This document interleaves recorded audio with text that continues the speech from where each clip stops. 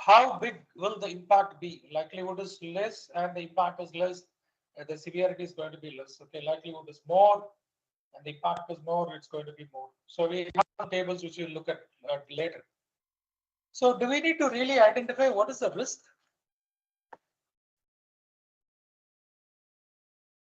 Do we need to really identify, okay, I'm a software developer who is writing a code and who is in my code, I'm passing username and password for an application to read some data from an API call. Is this a good way of a good standard of writing a code? Any software developer here? Or somebody else who wants to tell? Sorry, can you come in, please, sir? I'm asking, I'm writing a code, I'm writing a software development code on which I'm passing a user credentials, username and password to fetch some data, which is an integrated system. So through an API call or a web service or anything. So can I hard code it on my application code? Is it yes or is no? No, sir, we should not. No, We you are should not never do supposed. that. Oh, you should never do that. Okay. Any other software development who has a different answer? What is the risk of doing this? So if my code is visible to someone, they can also have a username and password of that API, and Okay, anyone can access. your code is not visible outside your company. How is your code visible for somebody else? Let's say they can manipulate, right? So let's say internal to my company also. Let's say some other person who's not authorized to access the particular system, if they have identified the code, or let's say someone penetrates to access the system, and if they found the code, they would be having the access to the APIs as well. Okay, so how someone is unauthorized within the company is trying to access your company's data, access this application? I'm talking about the internal people, not the external. No. I'm just asking just to identify what are all the risks. Just because I'm passing a username and password on the code, so anybody who is doing a code review or who can penetrate can also penetrate, whether it is internal, external, or whatever it is. Okay, they can Yes. still do it. So it's a risk. So it's a risk which is inside the code, but we are not talking about that from a higher level. But we are trying to talk about in general all the risk, what is associated with an application. Whether it is working, whether it is not working, whether it is done for a while, who are all the stakeholders, we need to identify all these things. And we also need to prepare something called as risk assessment. Okay, so a guy who is writing the code is just writing one piece of code where he is using a password and username and password, but there is a code review which happens in the background, or if somebody is able to penetrate through as a part of penetration test, then you will fail. That's a huge risk. Okay. So now let's go back, identify what are the systems that is required for continuing the business. Okay, I have 10 systems. I'm not going to include my payroll system. I'm not going to include my timesheet. I'm not going to include my on duty. I'm not going to include my attendance system. I'm not going to, there is something called as expense claim. Okay, I'm not going to include this expense claim where the employee will submit the expense claim. That system, these systems are not going to identify and classify as high risk systems. I have my fast moving consumer goods, the logistics systems. So that I'm going to classify and identify all the risk. The customer will not get the food.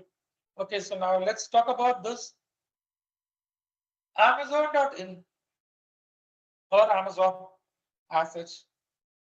What will be the risk if Amazon is not able to operate for a day?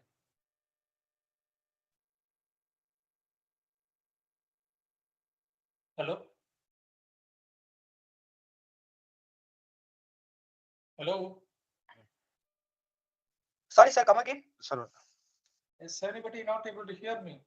What if Amazon is not able to have these systems working for a day?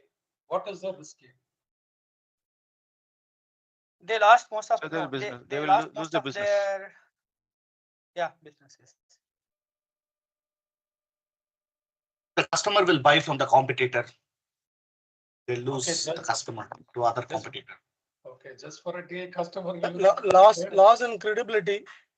loss in credibility. Okay. Customer will lose the The credibility. profits that for the entire day would go on. Sorry. Sorry. The profit for What? the entire day. Profit for the entire day. Profit for the entire day is a very small The profit. reputation of the Reputation of the company is going. Okay, Amazon, first of all, when you say Amazon is down for a day, thousands and thousands of customers who is buying the product and who is waiting for the product to be delivered and tracking the product will obviously put all these things on the social media. Okay, Amazon, this is down, that is down, reputation has gone down. For sure, the next day, the market price of the share value of Amazon will also go down. Yes or no?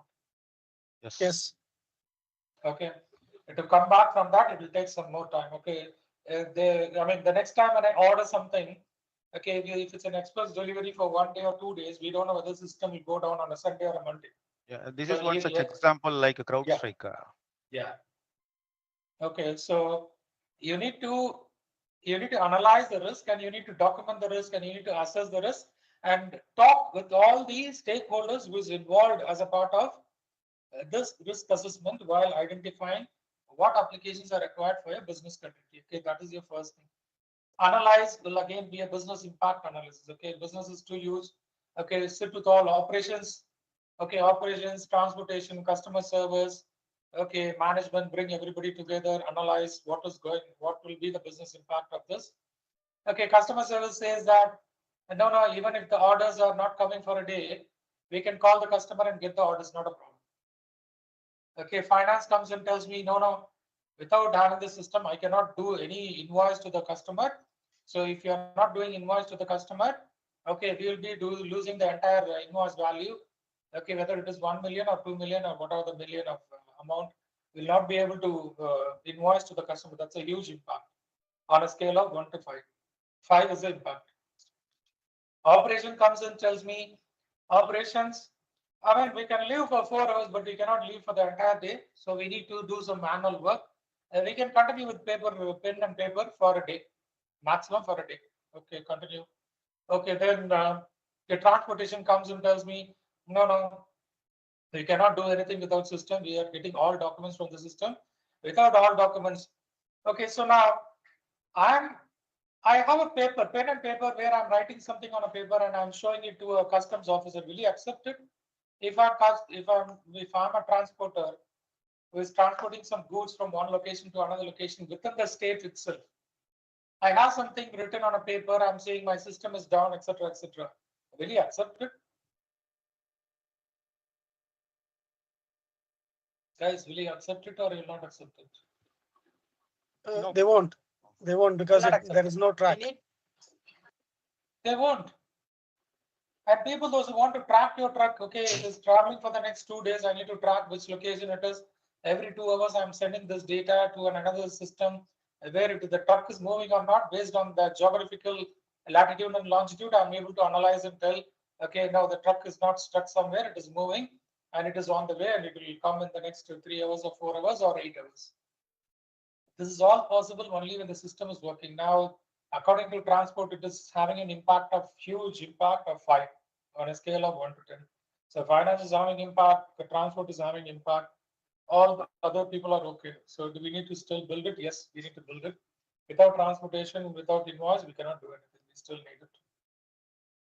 Now after identifying, create a plan, document it, okay, develop it. Okay, you created a plan. All departments, those who are not impacted, okay, you can continue with what, but all those who said that you are not having a huge impact, you still need to do a manual drill. Okay, manual paperwork, you can do it. Okay, just go ahead and do it, test it, validate it, prepare a process flow and share it and get it approved and run it for a day or 2, because you told that you can manually run the operations for 8 hours or more a day. So people, those are having high impact, you can continue to say it as a high impact and this will be an impact. So you don't need to do anything. You just need to share your impact only and analyze it against to include if there is any other risk because of Okay, no, my invoice is also going to the customer. Customer will not be able to see anything and he will not be able to make any payments. That is again a huge impact on risk. Okay, add it to the list, add it to the list. Okay, create a plan, develop it. Okay, test it, train it, maintain it. Okay, testing. Now you need to test it. With paper alone, you can test to only some extent. We cannot train. Yes, you can train to some extent, but you cannot do an entire life cycle without having an entire environment to test all these things. So measure it. Okay, I'm doing a tabletop walkthrough. Okay, this is what they call it as a tabletop walkthrough. The first 1 hour, what we did is a tabletop walkthrough where we did not see each other, but it is a place where you can see each other, whether you are from outside the region. You can turn on your camera, you can be a part of the video conferencing call, Zoom, Teams, and other calls, and you can walk through if the stakeholders are across different locations. Okay. And train people. Okay, everybody who has to be trained has to be trained. Okay, prepare a training checklist. Okay, department 1, 2, 3, 4, 5, 6, all department has to be on this training. Okay, it is a must. It is not a good to have, it is a must. So send out a training invite, ask everybody to be available for this training for 1 hour, and we have to complete this training within the next given month. Okay, complete it, maintain this. Okay, then your disaster recovery site, for which you need to prepare a budget. That will also be a part of your strategy as well, where you need to tell the management, okay, to build a disaster recovery site and the service involved, we need a budget of, okay, $1 million is required, where we are going to build a disaster recovery and business continuity outside India with these many servers for these many applications. Put all these things, present it to your steering committee or to the next level to get it approved and start to work on it.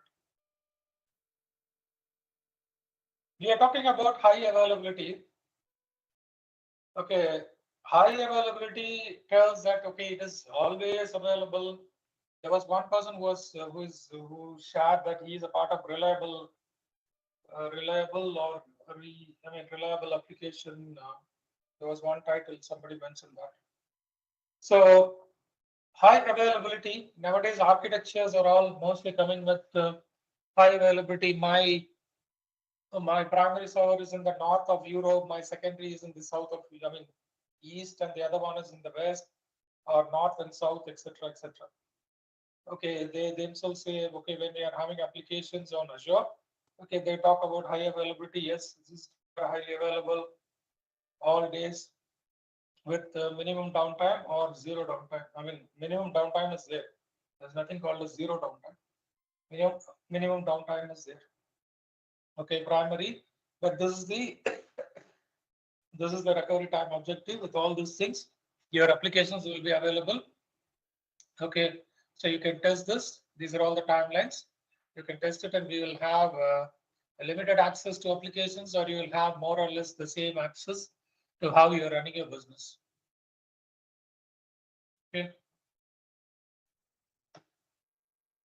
Anybody who is here who is performing disaster recovery or high availability with database? Anybody who is here?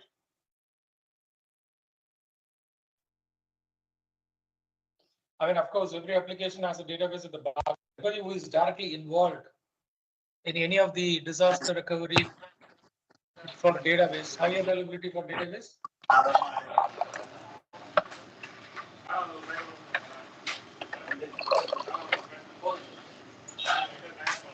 Can somebody mute it? Actually, I don't know who is this 111 Muhammad Yasin.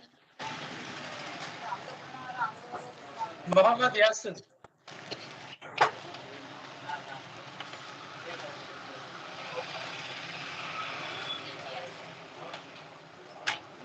Muhammad Yasin, can you mute your speaker? Oh my God. Guys, if you're outside or whatever you're doing, just when you're not talking, please mute. That doesn't mean you do not need to talk throughout the session. When you want to talk, unmute and talk. Yeah, go ahead. Is anyone being a part of the? okay. Yeah, continue.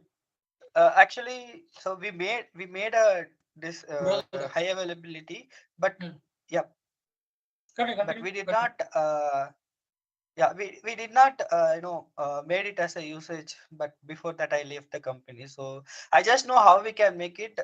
We did it in Microsoft SQL Server. Uh, just loading and mapping the uh, database into the the things and all. We did it, but yeah, uh, unfortunately, I didn't get a chance to get involved in the activities. All right, that's okay. I mean, okay, there are some softwares which is also coming in the market from a third-party vendor who is directly who I mean some companies prefer that they install a third-party application to back up a full machine from the primary to the secondary, primary to the secondary. There are some softwares available in the market. So they choose that, or they go with the product itself where they build a high availability which comes with the database. Okay, high availability on the database. Okay, where primary goes down, a secondary will come automatically. Okay, they say this. Whenever primary goes down, automatically the secondary will come up. Can we have the same server name or an instance name? Okay, instance, they use the term instance in database. Okay, server is a common, whether it's a database server or an application server. Can I have same IP address, same name on the same network? No, sir. Okay, so now user is accessing from a specific network where he is accessing the primary. So when your secondary goes down, is it on the same name it is coming up, or it's coming up with a different name? You have server 123 in primary. You have server XXX in the secondary.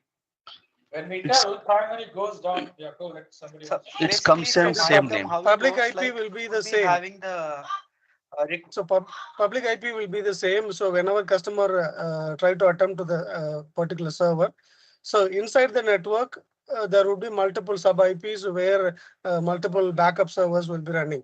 So if one server is down, other server will be up, and user will not see the change. He will be accessing the information from the same IP address, but the host will be under the same public IP address.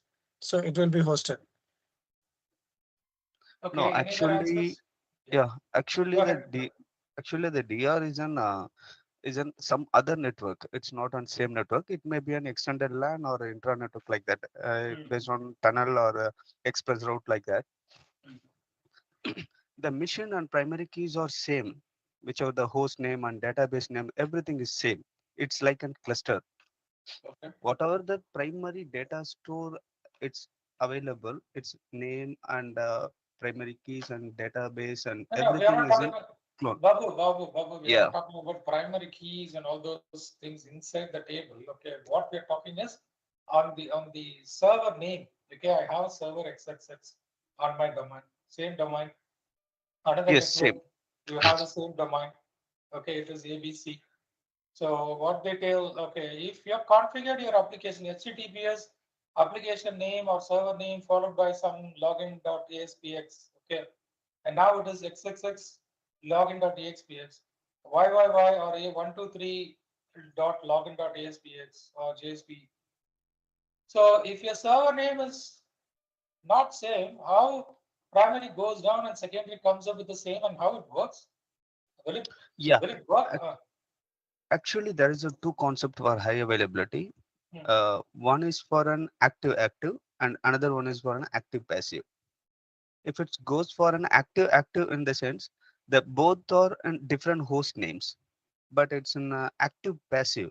If the primary is active, the secondary will also up, but it's not an active state. Secondary is That up, but it is not active. yeah, the traffics will be flow from only from Both the ends. primary. Yeah, that is Any secondary. any Once any other answers? Any other answers? Any other answers? I'm looking for one answer where there will be a problem when you bring back. So that is what I was trying to hear, but I don't hear that. So that is why I'm asking any other answers. It's on different domain, it's on different network, it is on different subnet, it is on different zone, etc., etc. All I'm asking is there is a name XYZ ABC. Okay, this is primary. P XYZ ABC. Secondary is yes XYZ ABC. When the primary goes down and secondary comes back, because you are configuring your application name or your server name somewhere else on the application. Will it work on the same name or some configuration changes has to be done? It will be work on same name. Okay. So because of the DNS okay, is in so let common. me put it this way. My DNS names, okay, for example, for those who worked in Oracle, DNS names dot over here, listener has got some name, okay, XXX123. This is changing to YYY and 123 will change automatically. No. So how will it work? It will not connect, right? Yeah, it will be working. It will be managed in Route 53. You can able to add it on multiple IPs. If suppose if the xxy.com, if you're managing in load balancing of the DNS, it means the heartbeat. It like an heartbeat. It says in for AWS, it says as an heartbeat link. If you're configuring both the DC IP and DR IP on same DNS, if it once it goes fail, automatically the second IP will be taken and routed to the traffic.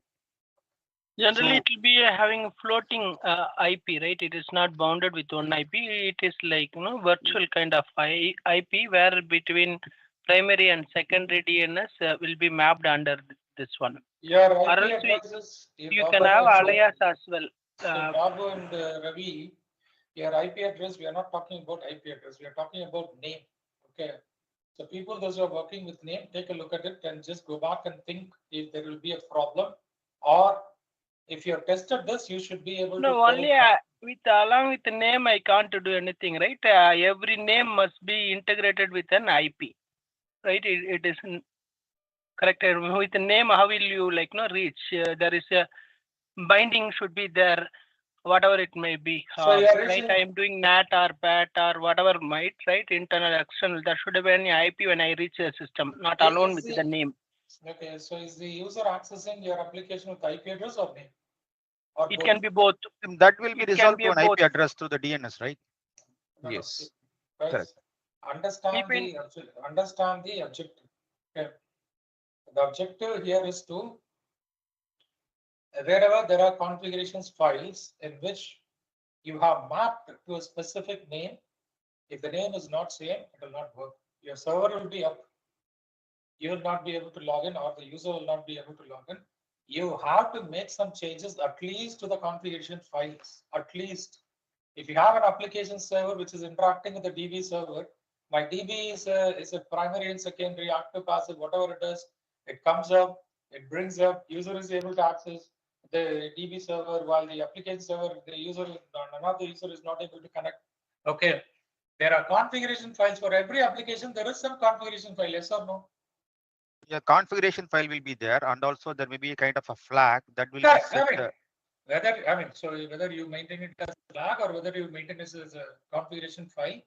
So on your configuration file, or at least to some other places, 1, 2, 3, ABC, XYZ, somewhere else, you need to change.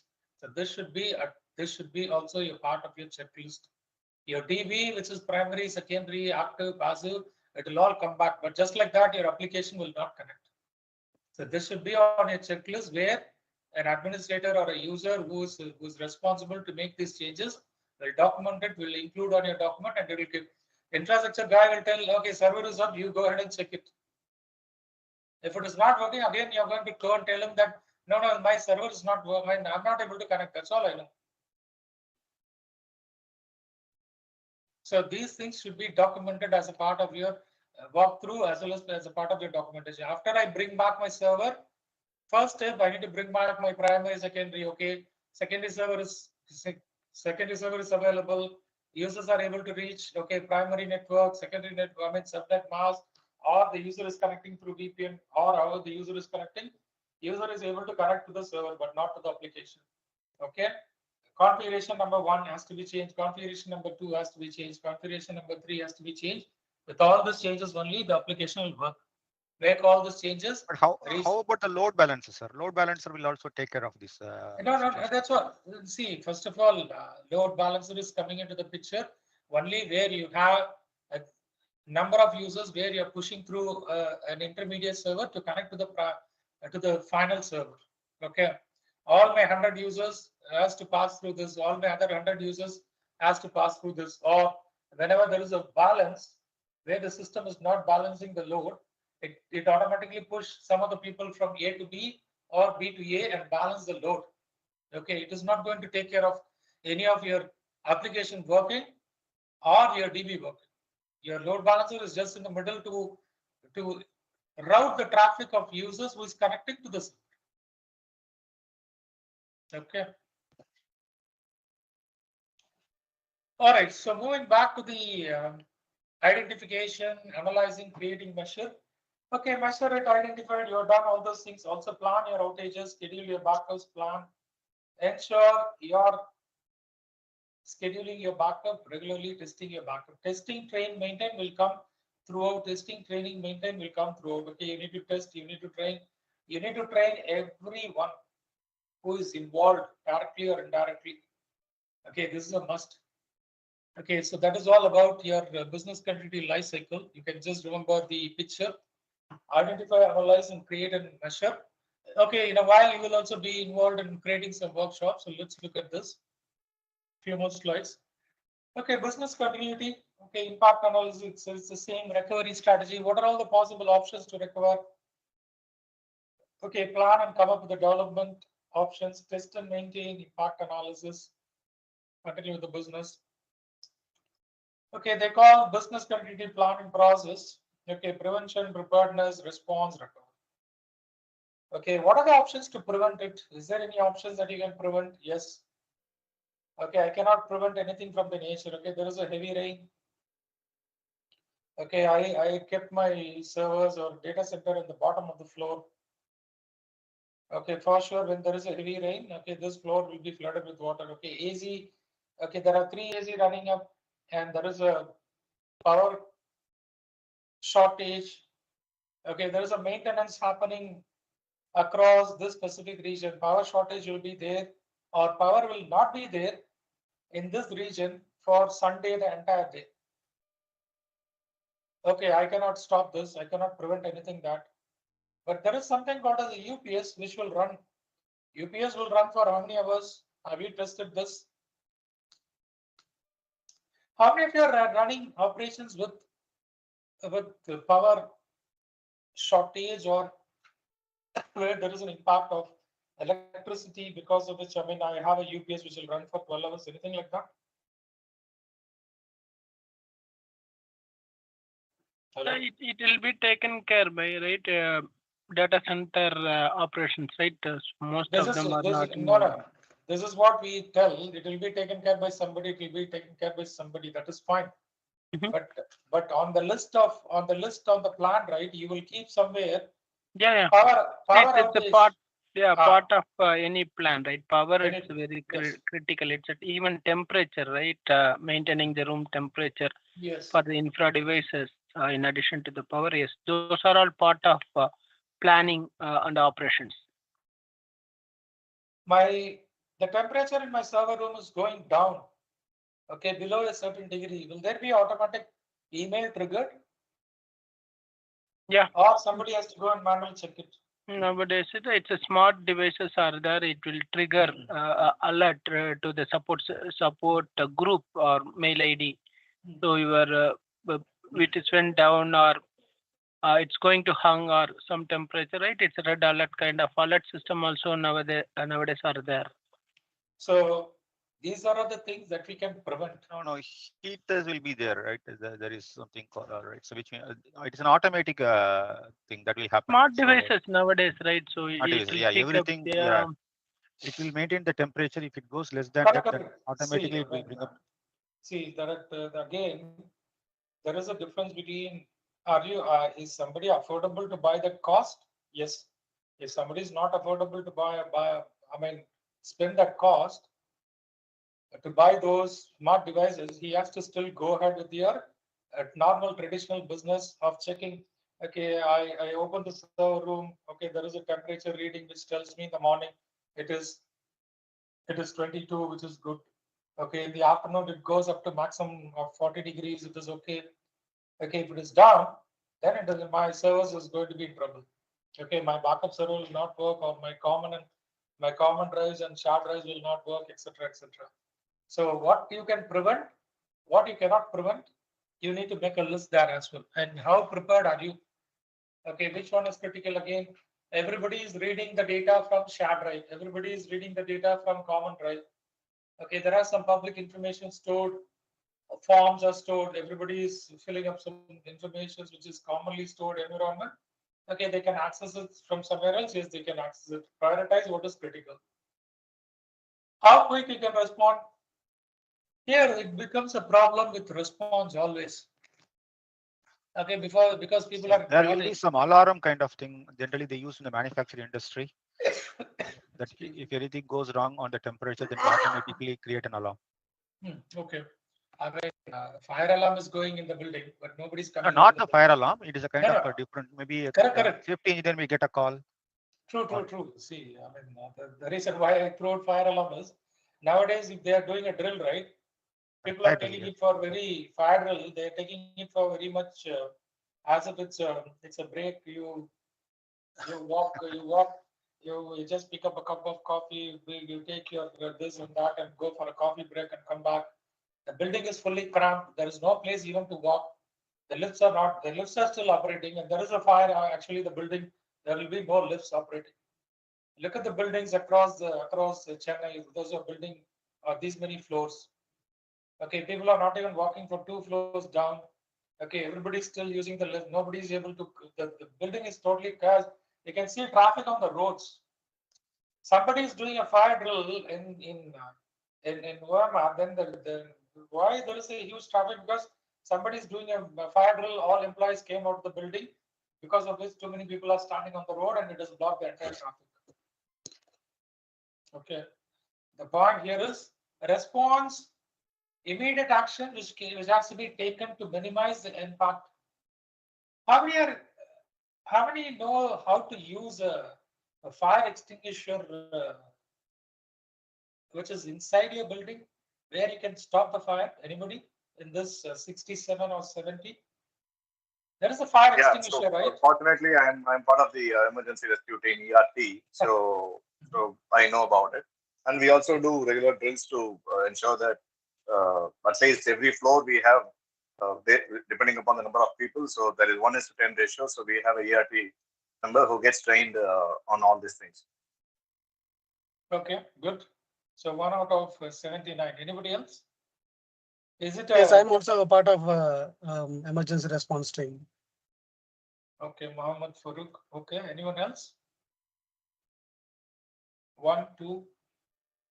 Okay, there are different fire extinguisher where you need to use. Yeah, so that's ABC type. So A can be used only for certain things, B can be used only for certain things, and C can be used only for certain things. And nowadays you get a combi of ABC extinguishers which can be used primarily for all. But if it's a major fire, then you are supposed to use specific one, like a foam or carbon dioxide or a powder. Yeah. Okay. So then it puts an additional question. When was the last time you tested during the drill whether create a fire and whether you use the extinguisher? You tested the extinguisher, and 1 month back. So if you look at good, so that is required, and you will see a reading which is written there. You can still wherever you go across, you can still see that that might be old before 1 year. Nobody's even replaced it. That might be old before 6 months or 2 years. These are all that's a pressurized scans. You'll see the pressure reading. Yeah, these are all a serious breach of the policy where you're not following the policy, or if it is okay, the auditor comes and looks all those things. Okay, in the incident of fire, okay, I'll just while I'm walking through the server room, I'll see a fire extinguisher next to the server room. Okay, and I'll obviously go ahead and look at the reading. When was the last time you tested this, or can you show me proof of drill what you have done? And okay, the last reading says you used this before 6 months. Expiry says it is already June 2024. Okay, it is still a line there without a replacement. Okay, this is not good. Okay, it is non-compliant. Okay, recovery actions taken to recover from an incident and to reduce the recovery time and the service description. Applications are not working. The moment something goes wrong, right? People will keep on sending email. This is not working. That is not working. That is not working. This is not working. Obviously, email itself is not working. So what is the purpose of sending email? Somebody who is reading the email cannot read email. Emails are not going out. This is not going out. Okay, actions will be taken to recover as quick as possible. So there should be some way of communication, whether you send a SMS to the bunch of to the huge crowd saying that an incident has occurred and it will take a couple of hours to reach out, or you have a voice message in the each floor where you communicate through a voice message, where you communicate and cascade. Okay, somebody is taking action. Sit back and wait for a while. So your descriptions, some services are not working. It will come back when it is working. I mean, with the recent CrowdStrike calls, some people reported, okay, 10 on an average of 10 to 15 who is using VDI. At least 6 people were not able to access the VDI. Okay, we told, okay, just sit back, go back and take rest. You can come back and work on the next day once the system is back. Or if the system is back, they will come and let you know system is back. You don't need to keep sitting in front of the monitor and wasting your time. So you should be prepared, and you should be what you can prevent. You can prevent what you have to be prepared. You have to be prepared. Don't. There is one more problem with preparedness and response here. How many of you are picking your phones when someone is calling in general from your company?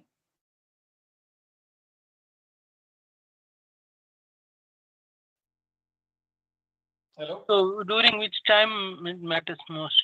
That doesn't matter. If there is an incident, it doesn't matter what is the time, right?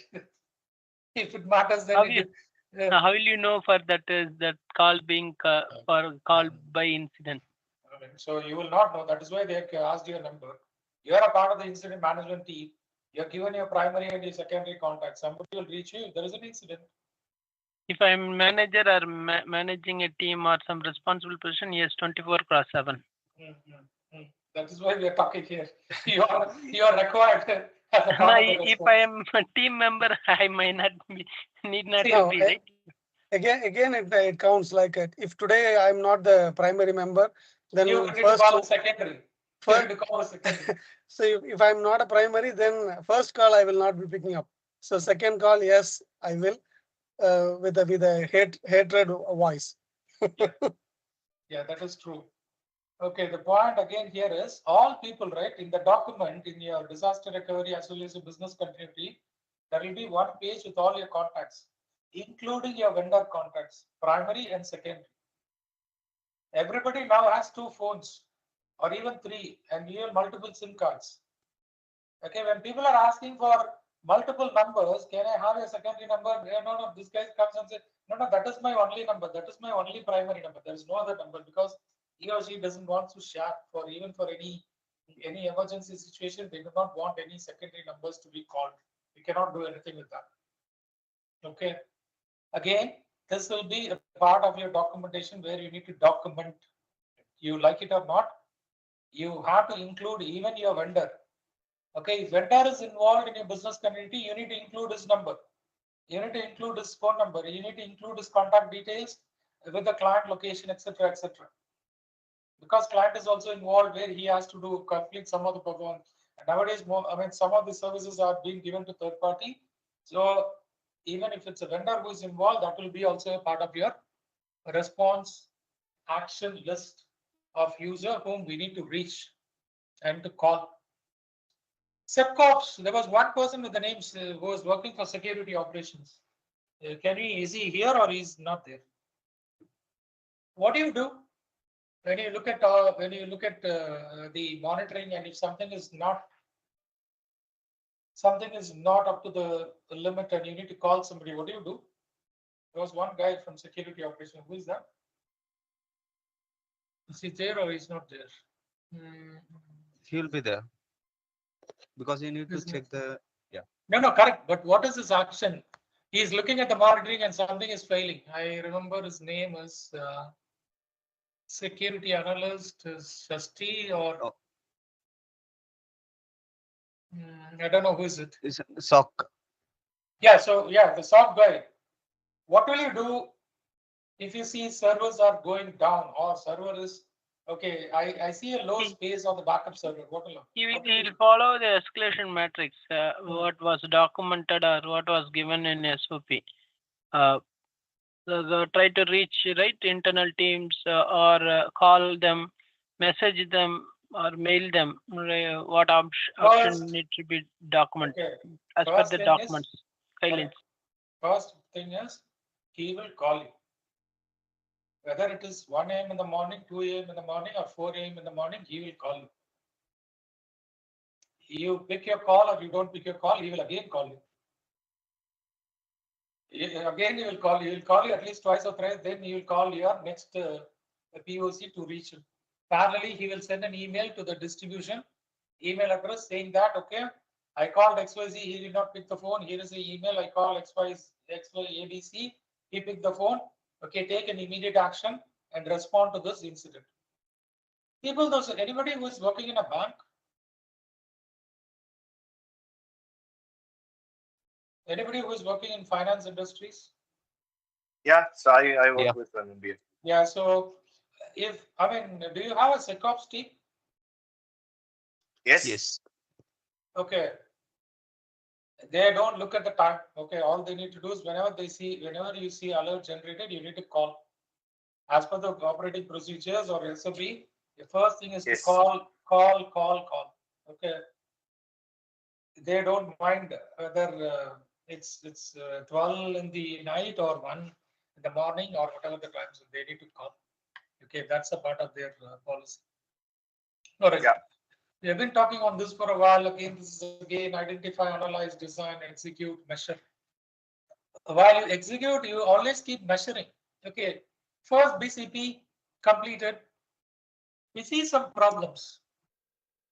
Okay, a retrospective meeting will happen or a tabletop post BCP. There will be a meeting scheduled. Okay, we will bring everybody to the meeting and we will talk and discuss what could have been done better or what has gone wrong or what are the areas that we can do better. No, I was looking for this document. I didn't get the document because of which it took 1 hour for me. Okay, someone else comes and tell me my login is not working. I had to reach out to the vendor. It took an additional 2 hours for us to fix it. So what are all the areas that we can do better? Okay, login. When was the last time? Sorry? Awareness, sir? No, it's not only awareness. What went wrong or what could have been done better? How can we measure? Last time it took 8 hours to bring back my server. This time it took 12 hours to bring back my server. So which one do you think is a better one? 8 hours. 8 hours. So irrespective of the impact, I'm still looking at how quick you are able to respond and bring back. Okay, somebody will read the document. This scenario is different. That scenario is different. Okay, no. Last time also it went down, but you brought the server so quick, right? Guys, do something and bring the server quick. That will be my objective. So what you can do better? How you measure it? Yes. Okay. What things went? What are the options? What are the things that failed? Did not work as expected. Some of the user would have not even used the login. Look at the. I'm sorry. Continue. Basically, we look at this. No. So yeah, to look at all these things, so we basically look at all the logs that we have created as part of the BCP. Look at the time that system went down and each of the logs, right? And you take a stock of what happened, and then you still look at is there a scope for improvement in each of the areas. Exactly. And then you do basically look at the root cause.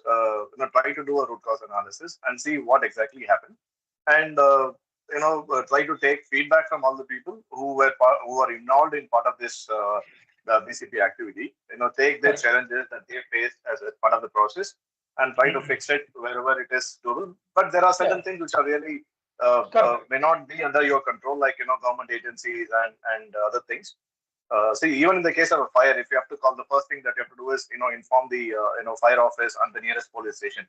But the time that they take to come may not be really under your control.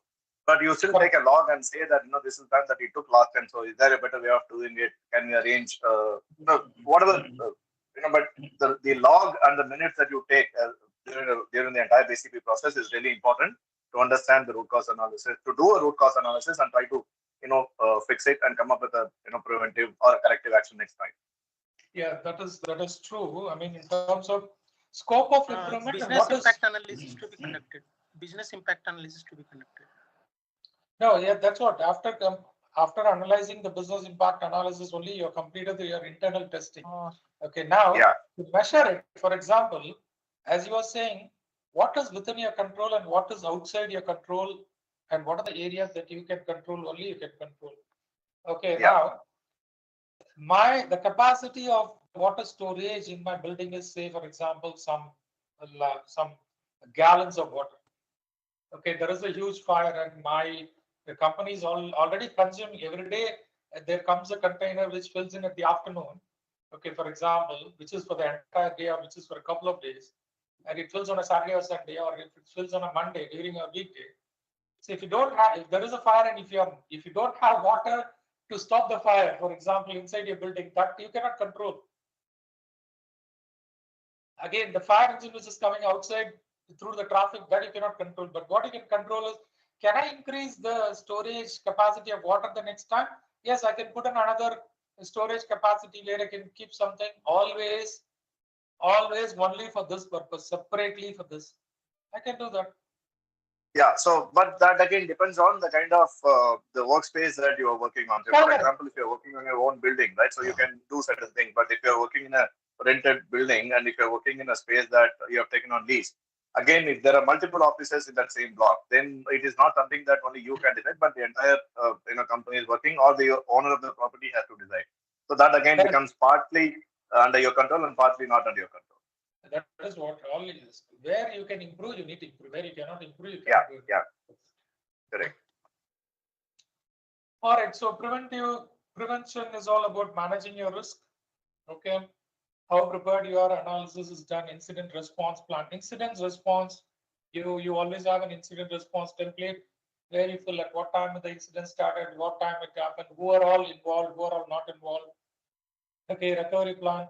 Is there any recovery? Even within the fire drill, they have to take up the employee who came in, employee who left the building, who is inside the building, who is outside the building. Everyone marked as presence. It is all captured. Okay. Okay, this is another picture which tells about business continuity plan. Again, sustainable. Nowadays, people talk more about sustain, recover and resume, protect your information. Whatever we can protect. Okay, incident has happened, fire has happened. Okay, keeping all the data tapes inside the same building. Okay, last time I did this, I'm not able to protect my tapes. There is a fireproof container. During your testing, where you store your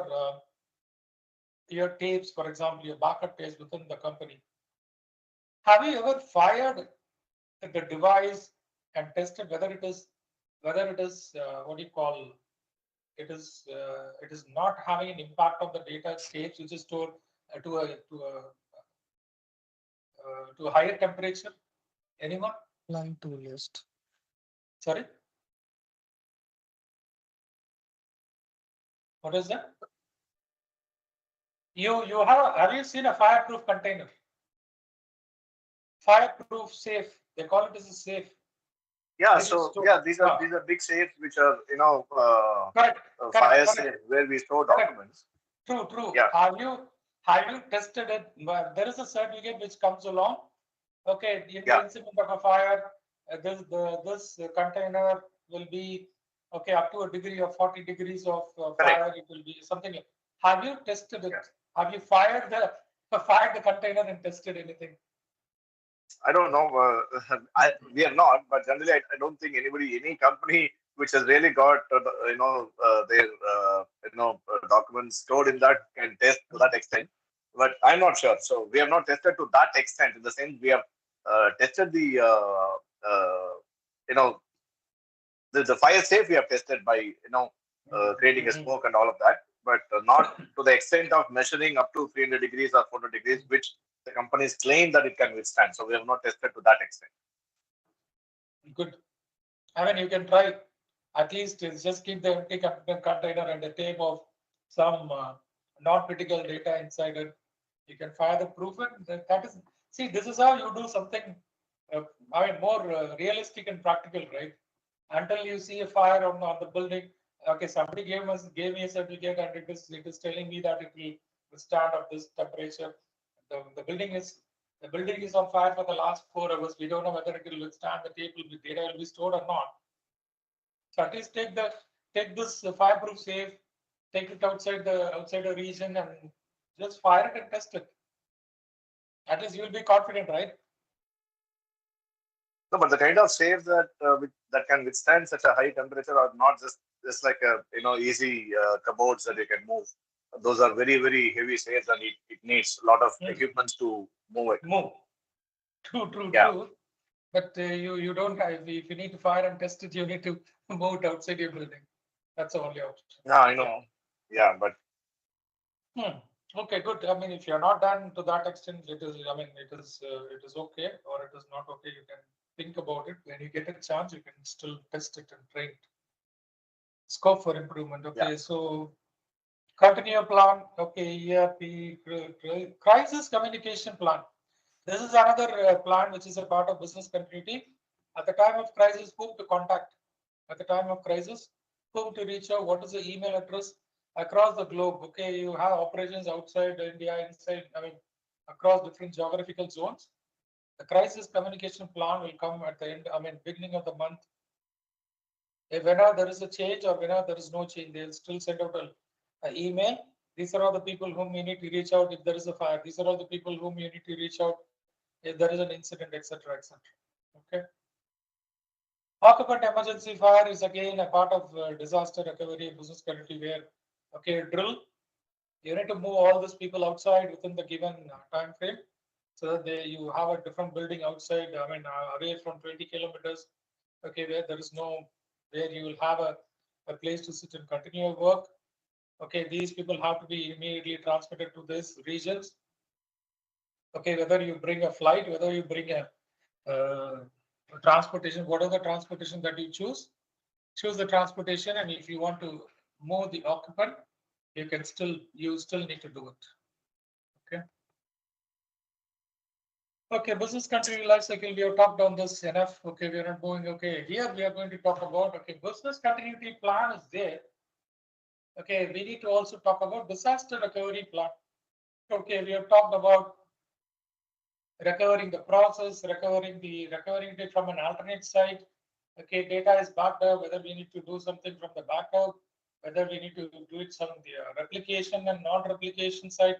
Okay, servers, network storage, infrastructure layers, etc., etc. Okay, but everything has to be tested. Business continuity, process strategy, risk management, business continuity plan, validation and testing. Testing, some people are some are not doing it for whatever reasons, some are doing it for whatever reasons, but you have to test it. Only then you will understand how effective your plan is. If you don't test it, you will not know how effective your plan is. Same for recovery as well. You need to test your recovery strategy. You need to bring up to your alternate or your disaster, I mean, your primary and secondary, check whether things are working as expected. Users are able to communicate and receive. Okay, starting a network guy or infrastructure will tell server is up. Okay, now you need to check whether applications are working or not. That is not my scope of work. Okay, vendor will say, okay, network is connecting, IP address, everything is. I'm able to ping the server on the firewall. This is enabled. Port number is same. Is there any scenarios where, okay, no, port numbers on primary is different, port numbers on secondary is different, you need to change these things? Anyone?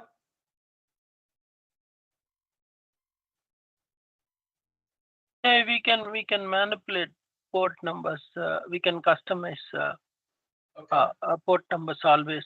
So how long it takes to change all these port numbers on your configurations? Allow your ports. It's a matter of configuration, right? Correct. But how long is it taking? 1 hour or 30 minutes or just 5 minutes? 15 minutes, less than Okay. 15 minutes. Okay, so if you need to change port numbers for 5 different servers, so what you're trying to tell is will take at least an hour, correct? Yeah. Okay. As I said, right, it is a box, right? I can use multiple. Even in a FI load balancer or info blocks, there are so many hardware which will take care of boxes, right? So we can that is do fine. the So, configuration so correct, that it will be a dynamic. yeah, so we'll include If this I don't part want in to the- run the standard port number, I can always maintain, right, greater than 1024, so that you cannot predict or always assume this is going to the port number. Raj. That's fine. I mean, all this time. will be Nowadays, included as part. load balancer has the capability of rerouting the traffic to the healthy servers. So we can configure all those things on the load balancer as well. All right, good. But I mean, test that as well. Okay. There are incidents recently, even some of the incidents are like. We can purposefully shut down the primary and we can test out the load balancer is working as expected. Yeah. As expected. Okay, good. Yeah, we had a few challenges in the past as well. Okay, people those are routed on the specific server. They always say that no, it is very slow. It takes a lot of time. Okay, because of whatever reason, then they are okay. Load balancer is not working, or one of the server is down, etc., etc. So how nowadays infrastructure has gone to a different level. Okay, so there are more options to manage it in a better way. All right, so now we'll talk about a while on the risk. Any questions before you go to risk? No. Okay, risk management process. I kept one workshop. Where is it coming? I don't give me a minute. All right, let's go through this and then do that later. Okay. So first and foremost, okay, identify all the risk, whether it is within the internal environment or within the external environment, or from where it is going to come, or from where it is going to be generated, whether it is related to water, whether it is related to fire, whether it is related to people. Everything should be as a part of your scope while you're framing and managing your risk. Okay, so how you communicate, how you keep people aware of it, how you're going to train people on it. Okay, that's going to be a different story. While you're assessing your risk and identifying your risk, you need to analyze, and you need to, at some point of time, you need to identify what is the root cause of this risk and how we can prevent it the next time. Okay, there will be some sort of risk always left. Okay, and that is what they call it as residual risk. Okay, when you have, okay, you have identified a risk, you have assessed the risk. Okay, how are you going to treat it? Do you have any action plan where you can see that, okay, no, we identified, okay, people are copying data from the laptop because USBs are not blocked. This is the first risk. Okay, you analyzed and you see almost across the company, everybody's laptop is in the same, whether he is a CEO or whether he is the owner of the company or he is a new user who is joining. This is the risk that you identify. And people are also bringing your personal USB, and they are allowed to use it, or they are using currently. Okay, your information security officer who has joined the company, and you identify this is a huge risk. So how will you treat this according to you?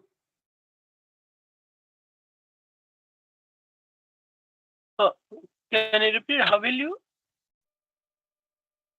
treat? How Right? will you treat this? Yes. Okay, so we can avoid, we can mitigate, or we can transfer. We need to prioritize the risk. Okay, first thing, we need to prioritize the risk. Okay, good. Next. We need to avoid risk. In a server room, ACs are tripping off once in a while, and the UPS is working only for 4 hours. Okay, so UPS are not withstanding for more than 4 hours. This is one risk you identify. And the other risk is, okay, laptops where in which USB is all open. Okay, so which one you will prioritize first? Server room will be right server because No, I'm asking you. So there are two things. Is everybody able to hear? 79 are listening and only 2 are answering. I have your information security officer, or you're from SecOps, or you're responsible for this, or you're an IT manager. Let's put it that way. You have a server room. Okay, you're newly joined. You identified 2 risks. The entire company, from the day it has started for more than a decade, that is how it is. All laptops, USBs open. And you also went to the server room. There are 10 different servers which operations are running. And there is a UPS as well. There is no power problem, or there is a power problem. It will be withstanding for 4 hours, no problem at all. Only if it goes more than 4 hours, it will not work. So what will be your course of action on this? I want everybody to participate here. This is just a general question. You can write it as a risk. You can write it all points what you're discussing. We can write it as a policy as well. How you want to apply a policy. Continue. Hello. First, disable the USB. First, disable the USB. Okay. Next. Next. Strategy we need to be prepared, sir. Strategy need to be prepared. Yes. Now Specific. we have identified 2 risks. What will be a course of action? Strategy is prepared. What is the strategy about? Risk mitigation strategy. Oh yeah, so mitigation strategy. Which one you are going to keep first, or how you want to go through to the next steps? What is the next step? Antivirus and malware should be updated. Sorry. Antivirus and malware should be updated. So write a policy for USB enabling and have a strategy for it. That comes as a part of strategy. If you put a strategy, you have to publish a policy and you have to share it with all. Next. Correct. It has to be approved by somebody as well. That is again a part of the strategy. You write a policy and you cannot just put it as this is IT manager policy. It has to be approved by CIO and the company, etc. Other anything else. So which one is first priority? I can't even hear which one you're considering as first priority. no, first priority it's a server, right? That's what I told Raji. It No, it is your opinion. Hold on. Shiva or Arun, right? I can't see your name. You can't see your name. Actually, first we need to prepare some usage policies, sir. What I experienced that. So some usage policy we need to prepare, and then DLP we implemented. Okay, so that ensure that this USB will not utilized by the outside devices, and then something encryption stuff, something like that. And what is these all things which be listed in the policies details. Okay, so these policies will all the categorize all things, and it should be approved by the security steering committee as well as the probably CSO, Chief Information Security Officer. Am I right? This good. Continue. So again, I'm going back to my question again. You have identified 2 risks. Which one? I want a different opinion, because I'm still saying server room in which UPS is having more than 4 hours, it will be considered as first priority, or my USB is opened on all my machines, hundreds of laptops on which USB's port is open. That is your first priority to address. The USB is So first priority. basically, USB is the first priority to address, sir, because that is a security flaw. Of course. Data leak. I mean, Access should be allowed on, sir. Access should be allowed. If you think about the possibility of using it, right? So it will be more. But if you are considering The opportunities are more. But if you are considering the server room, already the 4 hours RP will be available now. So it won't comes on first priority. That's all. That is what. See, I'm throwing the dice to you and ask you, if you identified 2 risks, which one you will prioritize first and which one you will address and mitigate and come up with the better options to reduce the risk. 100 people using USB. Okay, data can be stolen. Data somebody can plug in a personal USB, transfer malware, copy this, breach something, click on a phishing link, spread across. Server room can still be there. Power is not going down every day for 4 hours. So which one you prioritize? You need to sense USB. USB. USB, sir. Still we go for USB. No, of course, that is what I'm also saying, USB. So which one you want to go first? You need to understand which one has higher impact, huge risk. That is where you classify your risk. After you identify your risk, I will fix this first. This is my priority for this month. UPS is going down. So based on the impact analysis, we have to prioritize. Correct, correct. Based on the impact. Impact is huge. There are thousands of people using laptops. Of course, everybody is connecting to the server, which can be there even if it is 1 hour. UPS is okay. On an average, what is the likelihood for the last 6 months? What is the likelihood of the power shutting down for more than 4 hours? It was only once. The likelihood is very less. So I don't even need to concentrate on that, right? This is where you need to think about your likelihood and your impact, and then you need to analyze which one you will prioritize first. Okay. And I cannot block all the USB, but I put a policy where you will still have, okay, the CIO or few people on a different policy. Yes, they have some exceptions where it will be allowed because they are the people those who are moving across, people those who are traveling, they are still allowed to use a USB. Let's get an approval from the CIO, Chief Information Officer, etc., to get this allowed on all, not on all. Out of 1,000 machines, now it is only 10 machines. But there is still a risk left. What can be the risk of this 10 people having access to USB?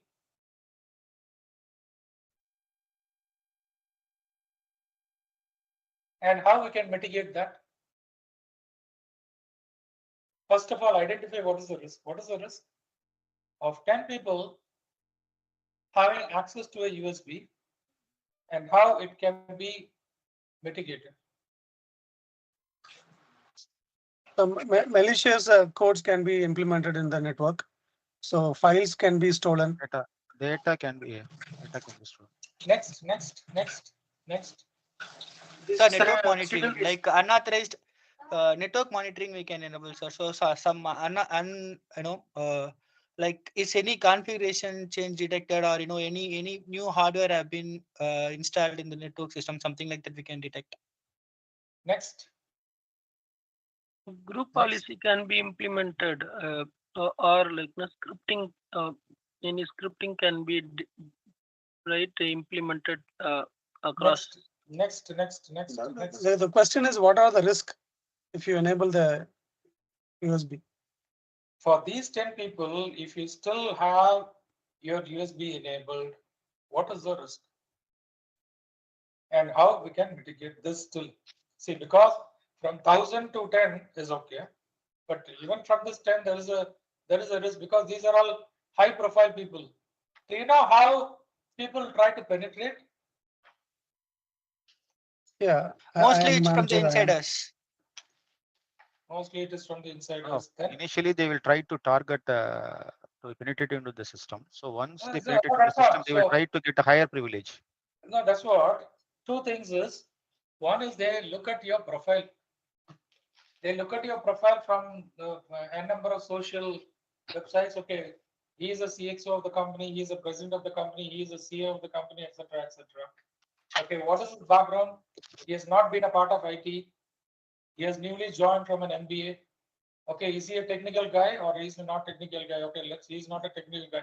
Let me send a phishing email to him to see what is his response. Yes or no? Yes, correct. So encryption, we need to concentrate on encryptions.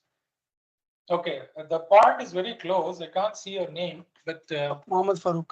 Mohammed Farouk, yeah. So these 10 devices, they are using their personal devices. Okay, now you can still give a company authorized device where a PIN number is generated to use it or a PIN number is generated to lock it or given.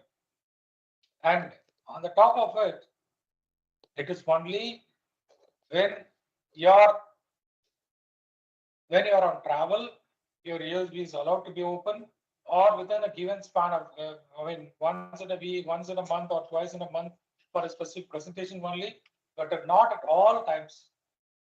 You can still, this is where you put an exception form and tell, okay, you are travel once in every 3 months, I'm traveling where I need to use this USB. Here is a company USB, use it. A token will be generated, authentication will come to your phone, authenticate, and then continue to use it. Okay, there is multi-factor authentication over there. You authenticate and use it. And after your trip is completed, you can come back to your office. Okay, this will be disabled. It will not be working. You can still reduce some of the risk. It is not always open. So It is not- only user education will help in any aspect. That's all. User education is the first attempt. User education is not the last. User education training. Yes. Everywhere you look at, when you come to information security, it is always from the user awareness. User education awareness. Training, test, training. Okay, whether you're a higher senior, you're a senior, I'm working in this company for 20 years. I don't need to know this. You should be aware of it. You should be trained in it. One more thing, sir, auditing evaluation shall also need to be. Of course, somebody who That is after it happened. No, the audit happens. Before it happens for the next time, you need to still go back and revisit it. Okay, somebody who is monitoring, okay, what is the last thing? What was the last incident that happened in your company? We identified the risk, we put all this policy, then you change your policy, implement a better policy which works for you. Okay, auditing, what is the root cause of this incident which has happened? Okay, we identified that USBs which is used is always enabled, it is always open, it is not blocked. Or a person who has used a USB is allowed to use a personal USB? No. Okay, no, this has an authentication. Authentication has failed, but still the device does not work, or authentication is happening on behalf of X by somebody else. This is happening in most of the places. How many of you are using common emails with common password?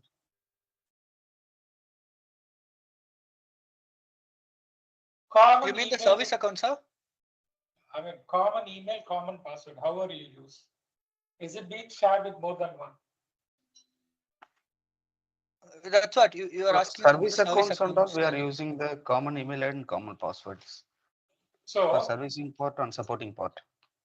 Correct. So this will be common email or common account where there is a password which is shared across n number of resources. This is a risk, right?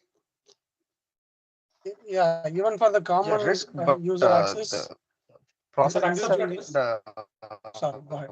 Please, sorry, go ahead. Is it an accepted risk?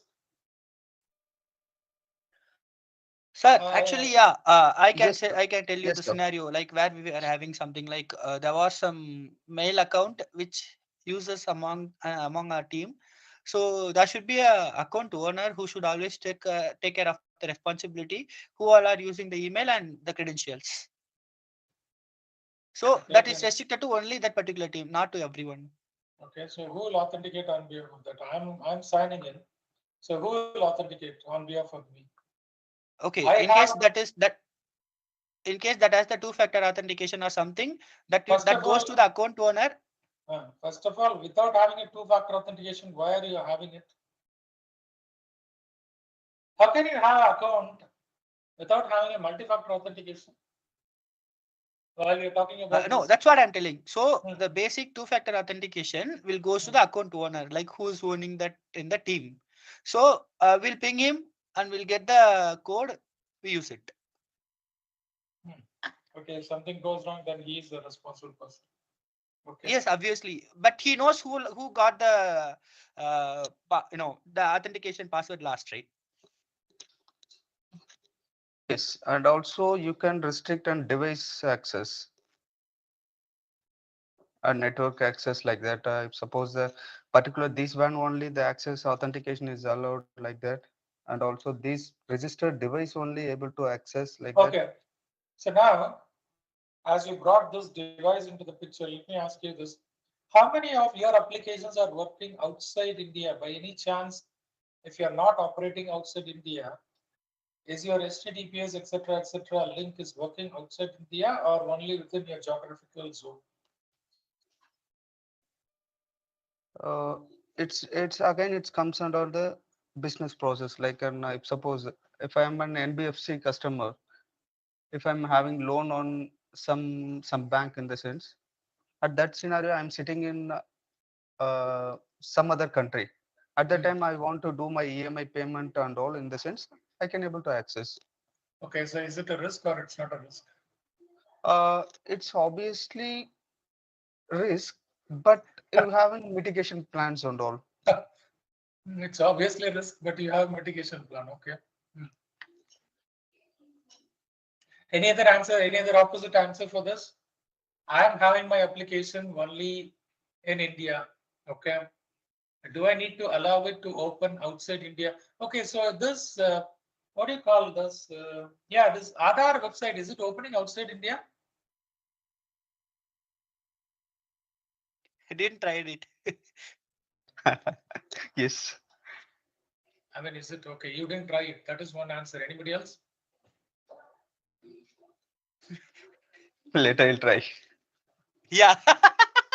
That's not even I was supposed to. No. I mean, there are people those who are trying it from outside. It was not working. So then it's a security restriction that it will not work. So when we tried, okay, so let me put it the other way around. There are some trading sites. Is it allowed to be opened in India? Are Bitcoins allowed to be opened in India? Hello? Digital coins. Digital No, coins, Yes. trading transactions, is it working in India? These websites are working or it is No. not working? It is prohibited. It is prohibited. It is outside India, it is working? Yeah, in US few and of the all. countries it will be allowed. Whole Okay, other so countries is whitelisted, they can allow, and I mean they can access. okay, so within India it is not allowed because of which, I mean, within India it is not allowed because of which it is restricted. So it is allowed. What is the risk of allowing it? Some financial losses. Okay, so there are some financial impact and they are looking at decentralizing money into digital world, because of which it is not authorized or it is not opening. And some are still opening and some are still not opening, but most of them are not operating. But the objective, what we're talking is about identifying your risk and whether you are able to manage your risk, whether you're able to come up with some residual risk still left. Yes, there is some risk which you can live with, where you cannot live with. If I'm running my application only in India and I don't need to expose my application outside, which is across different geographical zone, then I can just keep it within only India. I don't need to be allowed outside India to make it work, because nobody is using this application. So are you talking about the bitcoin.org? I don't know. I do not want to call out the name, but I was just talking in general. But those are not working. Because I'm able to access it. Then you can, I mean, you can share it with your teammate and ask whether it is working for them. Yep, What's the name? few What's of the the name of the site? cryptocurrencies are working. Bitcoin.org. Bitcoin.org. No, something else. So I'll tell you one thing. Actually, you can use the site in India, but you cannot use the Indian currency. I can also give you an answer for this. Okay, there are different ways to convert my currency and use it.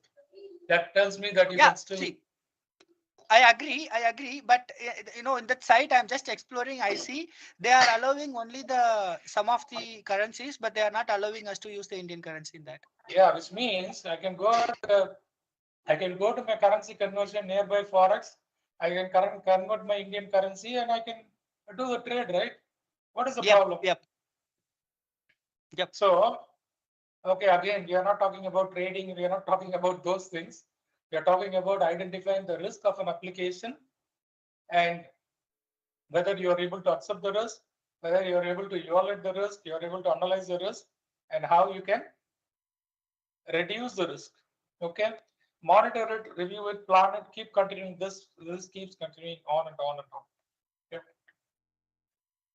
All right, I hope you're able to still see my PPT. And now we are going unexpected updates. Sorry to interrupt you. Ah. The whole objective of the risk management is to keep the risk to an acceptable level, or how is it?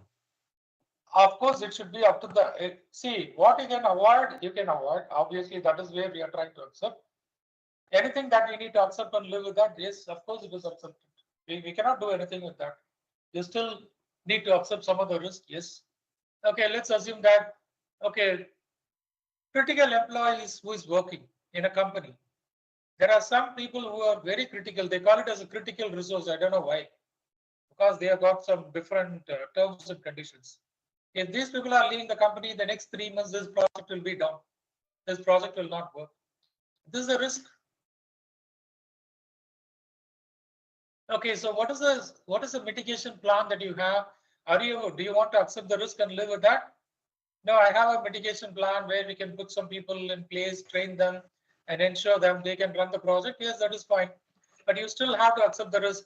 If these people are not moving to the next level, they are in the same position for the last 5 years, for sure they will leave the company. You have to accept the risk. You're not able to pay more, then you have to accept the risk. Excuse me.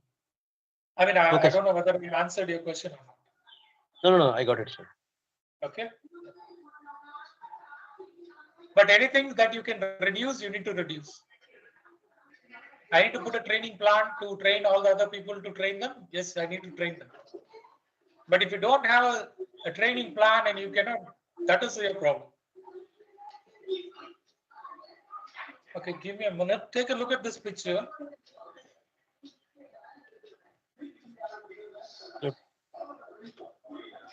So to an acceptable level in the sense, right? I mean, there should be a mark for that acceptable level. And is that nothing but like the risk appetite for the organization?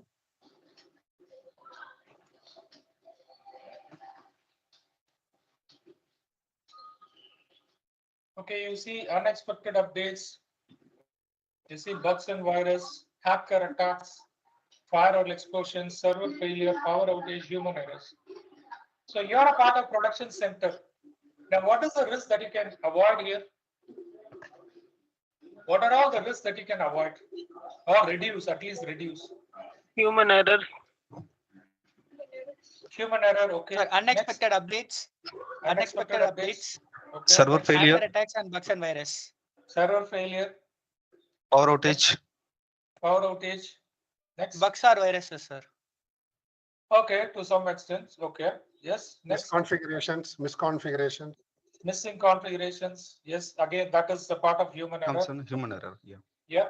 Next.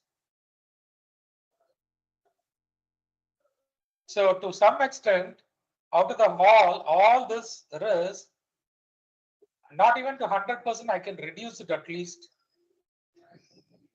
Hacker attacks, I can reduce to most of the by putting all security policies in place where I can secure my information. Now let's assume you have critical applications. You have 3 critical applications. One is SAP. Guys, I think somebody is on unmute. Can you mute your speaker? I'm hearing some background noise. I don't know what it is. Thank you. So now you have an application which is a sensitive application where there is no multi-factor authentication. And this is a risk what you identified. So what will be your course of action to mitigate the risk? Hello? Implementing the 2-factor authentication as a mandatory, and without that, we cannot authenticate. Something like that we can do. Okay, multi-factor authentication. Next, anything else? RBAC. Oh, what is that? Role-based access control. Role-based access control. Okay, no, see, when I'm giving access to an application, I will always give based on the role only. I cannot give all access to everybody. That is a big problem. Okay. Anybody who can access only customer service information, they will access only customer service. Anybody who is working in transport, they can access only that. Anybody who is working with finance, they can only access finance module. Anything else? Role-based access. Sir, implementing the the password rotation policy along with the encryption tools like CyberArk. Okay, password policy rotation by default. This should be on your very first stage, even before you go to multi-factor authentication.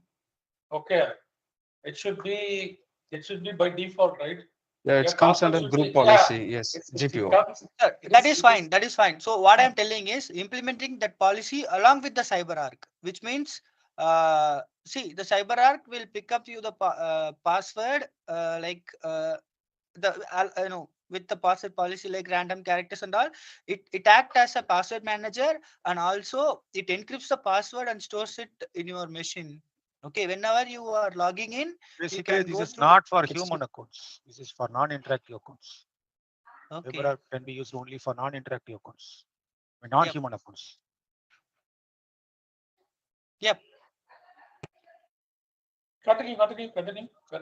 Segregation Okay, of duties. so there was one term. How many of you have heard CyberArk here?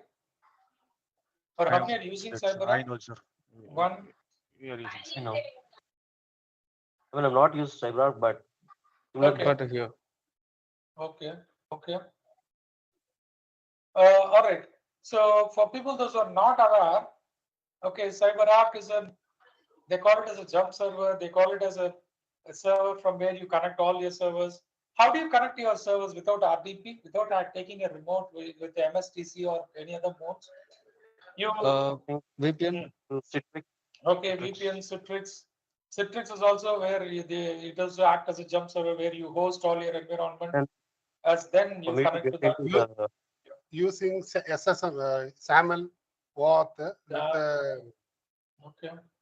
Okay, here CyberArk is where you automatically, you manage all your accounts through all service account as well as all servers. Even the rotation is taken care by itself. Your password rotation, 90 days, 60 days, all those things are given as well as on a time-based duration. You can authorize access for a specific time. Okay, at from 1 a.m. in the morning till 1:30, I want somebody to access this specific servers. An authentication token will be generated, and you can log into this specific server within the given time for that 30 minutes. Okay, CyberArk is one privilege access management tool where you can manage all access management for only privileged users. Whether you rotate through 90 days, whether you rotate through 30 days, etc., etc. Okay. Okay, to some extent you can reduce the risk, and to some extent you need to live with the risk, but you need to always revisit and see how we can mitigate the risk. Okay. All right. So production center, human risk, etc. Okay, here is some calculations on how this is calculated. And now go back and calculate the risk of a laptop where the USB is not blocked with a number of assets, say for example 1,000, and a server room with 10 different servers where there is a UPS which will be working on only for 4 hours of battery or 4 hours of power shortage. Okay, they are given a formula to measure the risk in terms of the threats and vulnerability and in terms of the number of assets.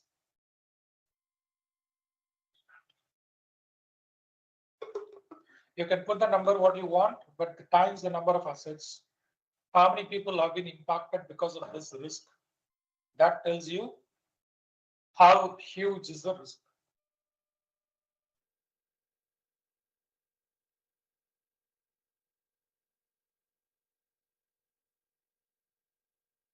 Calculate and give me a number. Which one takes more?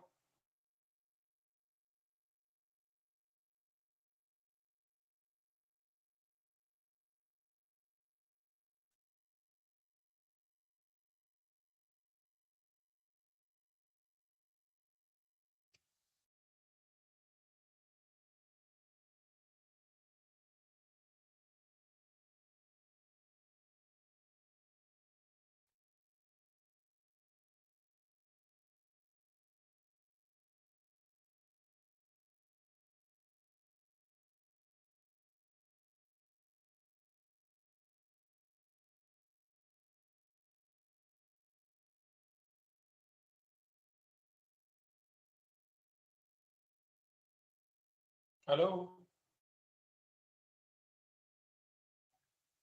Yes, sir. Yeah, so which one takes more numbers? Again, going back to the UPS in the server room or the laptops without USB, where USB is not blocked?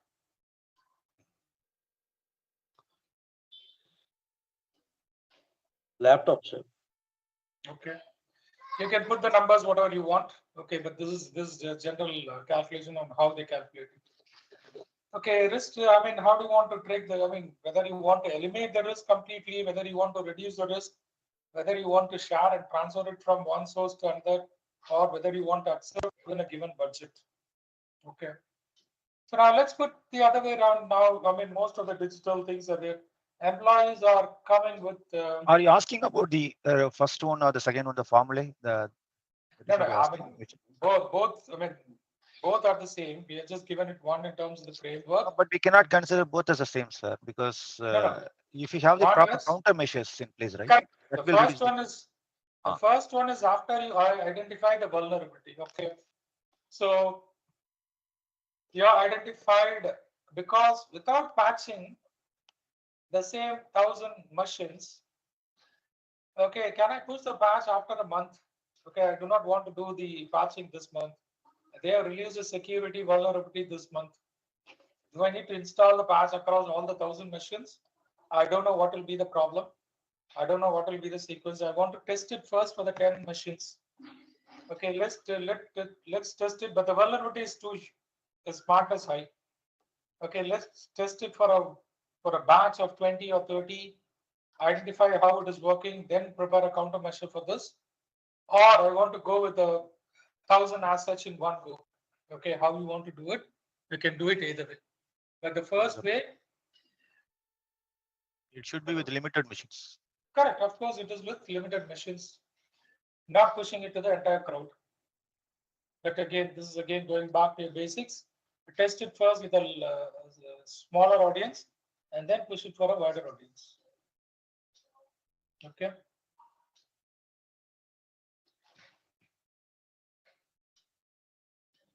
Okay, risk management cycle. At what time do you usually break for your lunch? Excuse me. At what time you? Okay, until what time? 1:30. 1:30 to 2. Actually, 1 to 2 will be the break, but since you have started this session at 9:30 to 1, right? So 1:30, right? Come to a conclusion. Yeah, come to the conclusion. Yeah. 1:30 to 2:30. 1:30 to 2:30.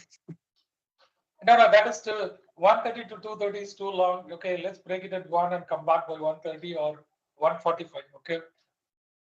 I need to close it a little earlier. Okay, but at let's least plan for accordingly, 1 hour but- break. Yeah, that is up to you how you want to, but we'll do a workshop right after when you come back from lunch. Okay, so just be prepared and come earlier as quick as possible. Okay, for now, let's break it at 1. Okay, so risk management. Okay, there are two. One is, okay, here we are just identifying what we can control and what we need to do as a part of assessment. There is a separate certification for risk management for 31,000. Okay, risk management certified as a part of information security. Okay, where you have a certification itself for risk management. 31,000. Okay, that's related to, yes, you identify the risk again, you assess the risk. Okay, develop a risk management plan and implement the risk management actions. First is the plan and then the actions. And then re-evaluate the risk. Okay. Okay, yes, we have implemented an action plan. There are still people without USB, with open access to USB, where there are still a risk that can fail when the power shortage is more than 4 hours. How can you do something better? Re-evaluate the risk. Are you okay with that? You can accept it and live, or you want to improve something? You can keep going on this circle. It's a continuous life cycle.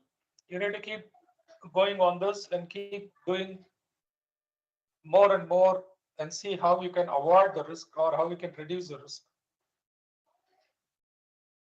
Okay, risk management process is again the same, but this screenshot is taken from a NIST standard.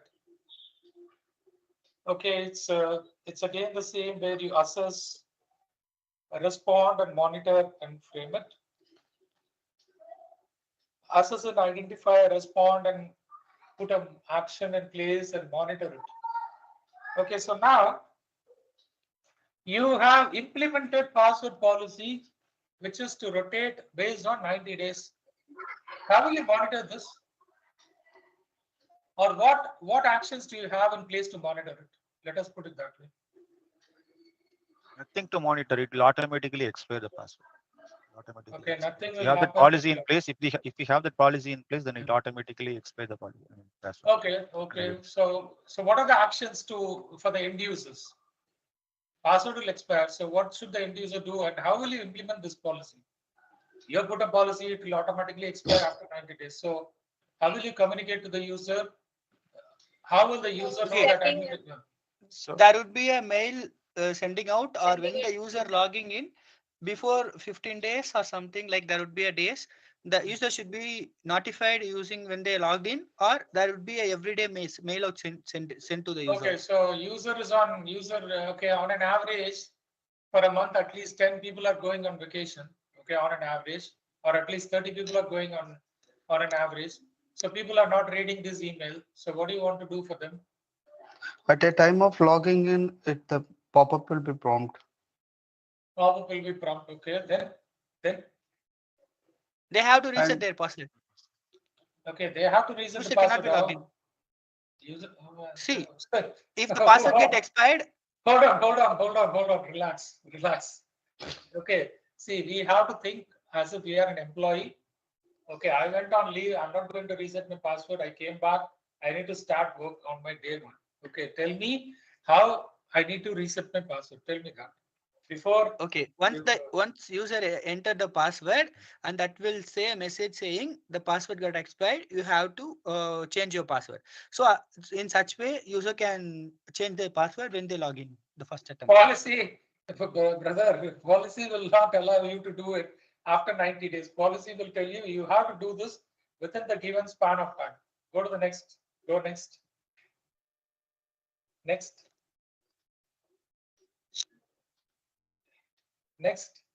Okay, it goes for an superbus approval like that. No. How you people are doing it in your daily life? That is what I'm trying to understand. Next. No approval from your super boss. It is your credential. What is your boss doing with this? Okay.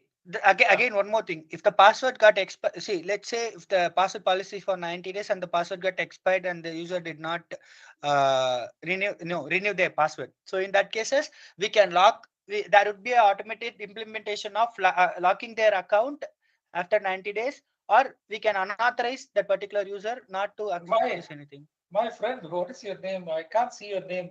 I'm saying my account is already not working. What do you mean by you're already locked it? It will not work after 90 days. That's it. Dot. Why do you need to lock it? They have to raise a. They have to raise a. They have to raise a ticket or service support. They have to reach out to the first point of contact who's handling. Hold on. I think you need to think as if you're an employee. Again and again, I'm telling guys, while you're implementing a policy or you're implementing something, we need to be in that situation. My account itself is not working, and you want me to raise a ticket? See, there are multiple ways. That's why. See. No.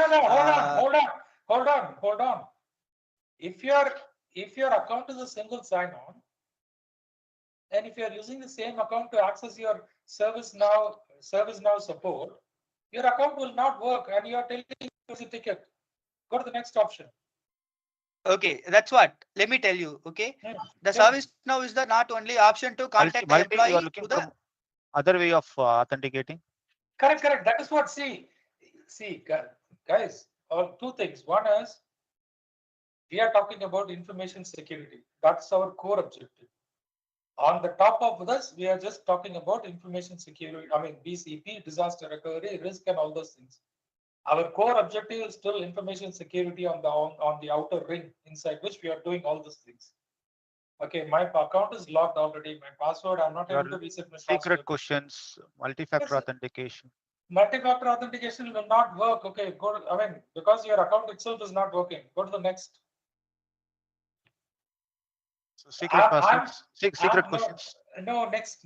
Reset the password. The reason why I'm asking next is what are all the options that you are using? I'm trying to understand because there are other options through which you need to allow the user to reach out and get his password working. So are you all using it, or if not, what is the option that you're looking for? That is what I'm trying to understand. See, from my experience, I can tell there are some hotlines which we can reach out to the support team who's take care of the all accounts, so that they can reset our password and they can but first they have to verify our identity, everything.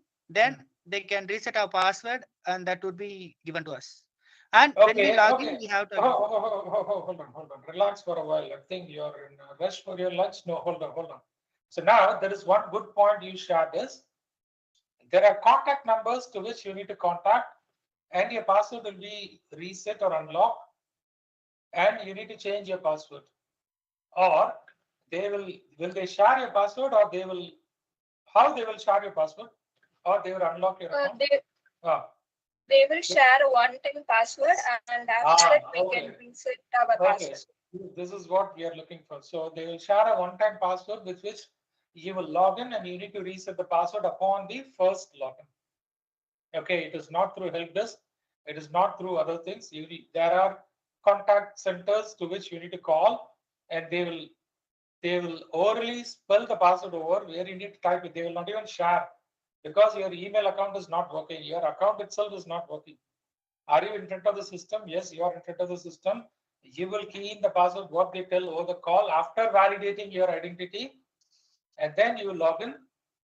And the moment you type your correct password or the password which they gave, immediately you need to reset your password within the next, as soon as immediately. It is immediate. It is not after 10 minutes or after 5 minutes or something like that. That key that what they're sharing is valid only over to the call. The moment the call is disconnected, this person will confirm, are you able to reset your password? Yes, I have changed your password. Yes, the password is where everything will go. That's it.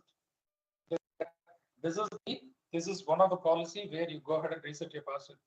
You are not you are nowhere reaching your boss or etc. to reset your password. Okay. All right. So responding to risk, framing the risk, assessing the risk, monitoring the risk. Okay. So let's assume that you have a policy in place where users are not allowed to change the time zone. Or let me put it the other way around. Is there a policy in your machine that you're not allowed to change the time frame of your laptop? There is a clock which is displayed at the bottom of your screen, right? Are you allowed to change it, or you're not allowed to change it? You won't allow to change. Not allowed. Anybody else? Not allowed. Not allowed. You also able to allow. You're If suppose the also- SNMP server is not in AD or policy server in the Okay. system, you can allow So it. basically, as a part of audit, okay, you're not end users are not allowed to change the time zones on their machines. Okay, this is a part of information security standards as well. Okay, auditors at times ask you to change the time. See if you have access, it will be blocked. Okay, there came a similar question. So now, are users allowed to send email outside your domain?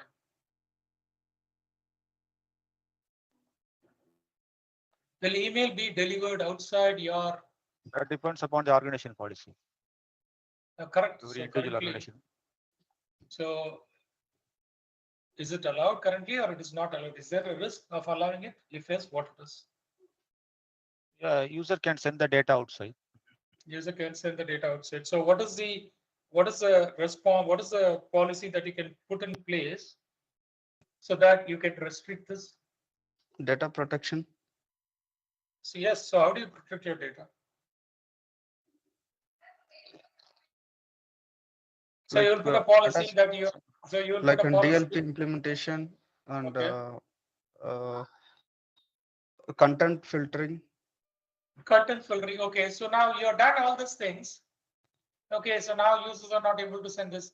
Okay, let me put the question in a different way. Restricting the size attachments, restricting the attachments. So and, the size and attachment. Whitelisting the domains.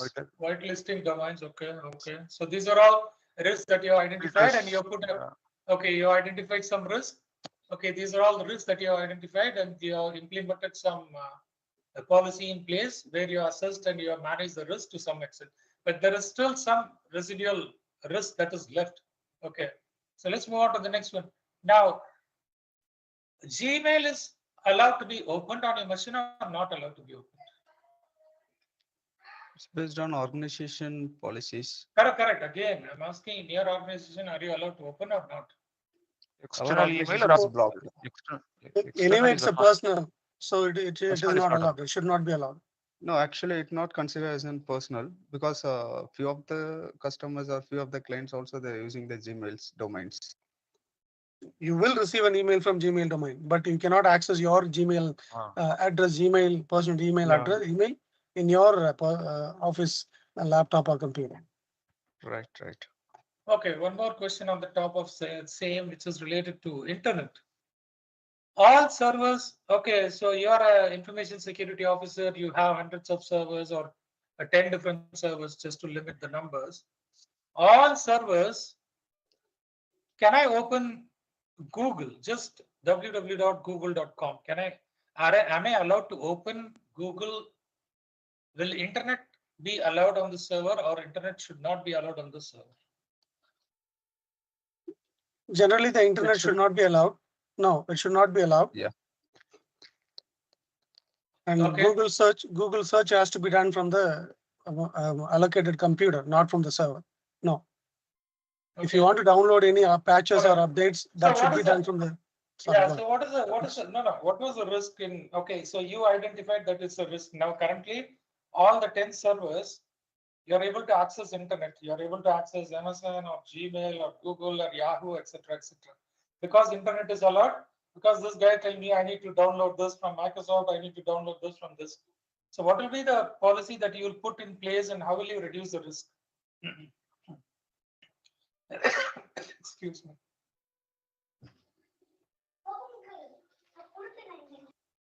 That particular server should not be exposed in internet. If whatever the updates you want to do it, you need to download from the different system and test it and make sure it is compatible with all the application you are using in the internally, and then you need to upload it. So all the security measures has to be taken. Any other answers? Any other answers? Okay, I should not. Okay, it should not be allowed. So it should be blocked. Internet will not be allowed on any other server, so it will be blocked. Okay, next. So end of the day, auto update should not be done. So CrowdStrike, something like that will happen for sure. Okay, automatic update. That is okay. We already discussed automatic updates versus manual. Okay, next.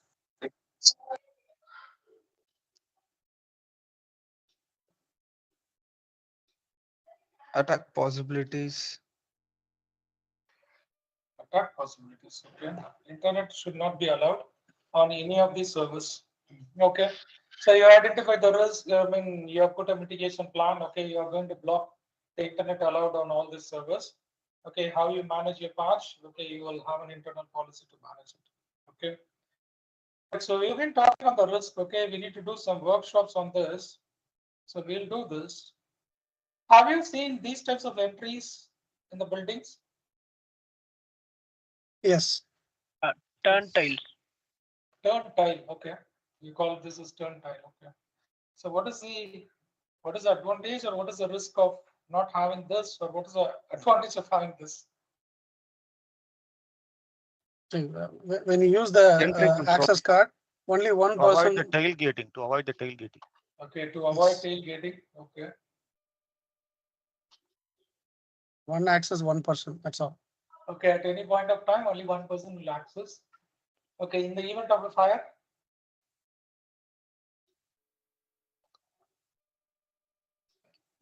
We have emergency exit, no? Only one person to come out. No, so you said this 4 entry, one more entry will be there There, through the there will be proximity. there will be a glass door at the corner of Yeah. these doors. Correct. Where doors will be opened. This will be the one which is for normal access, and Yeah. there is an emergency exit where there will be opened. It will be open to allow Normal. Yeah. n number of people at the same time. Okay. Okay. So these are all. I mean, these are all physical. I mean, these are all risks within the building. This also comes whether it is inside your office premises. This is also a risk in terms of infrastructure and environmental access. Okay, Physical how security. quick? Physical security. How quick I can access the physical building, or how quick I can exit out of the building when there is a fire inside the building. Okay. Okay, here is another model. Okay, where you're talking about a threat. Okay, is anybody is using any tools to manage the patch? Any tools to identify the vulnerability, patch analysis, etc.? Any tools that your people are using? Has anyone heard of Qualys? Qualys got. Okay, one. Anyone else? Anyone else? Yeah, I can use. Any other tool?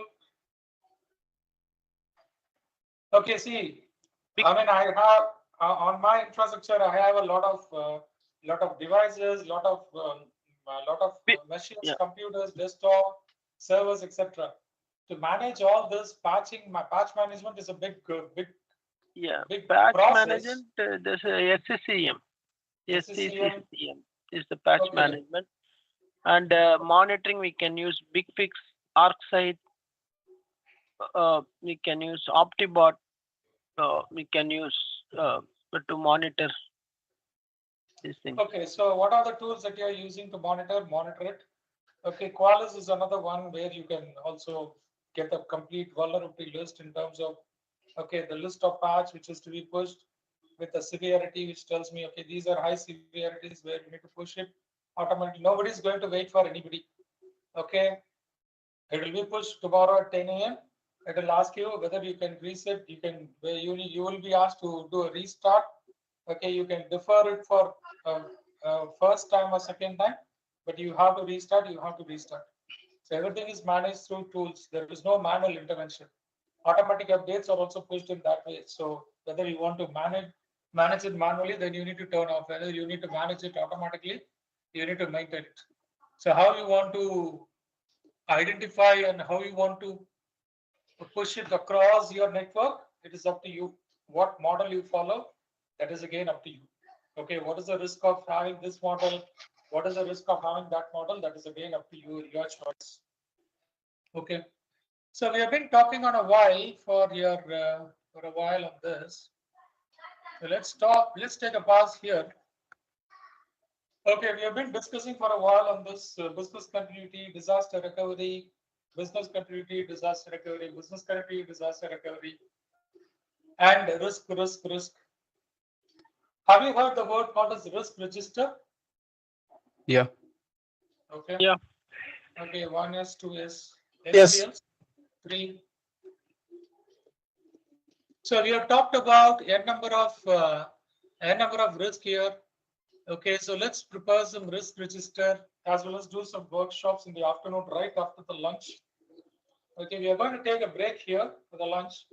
Anyone has got any questions? Yes, sir. Break? Yeah, go ahead. Who is this? Yeah. Yes. I can't see your name. Babu, yeah, go ahead. Babu. Yeah. Sir, whether the information security and risk management on same place or it is in different one? I think No, now. Okay, continue Yeah. your question fully. Why my question is in previously, as per RBI, I'm working on an NBFC. Previously, the RBI guidelines, the CISO function comes under and directly to the board of directors and government board. But now the regulatory has moved into the risk. Is there any specific reason? Actually, I'm not getting this answer from anyone.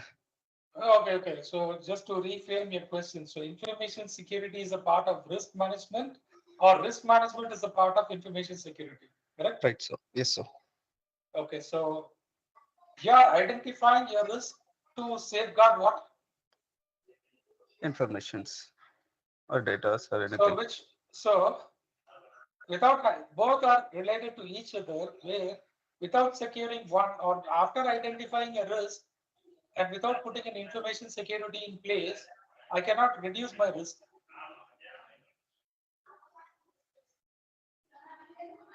Okay. In my bank, my employees are allowed to get inside my building using a biometric. Okay. Hello. Yes, sir. So there is no biometric. I have identified this as a risk. Now anybody can enter anybody's office, anybody can enter any building, anybody can enter any room without a biometric. So which one will you control first? Biometric, I mean, entry restriction. So you are identified.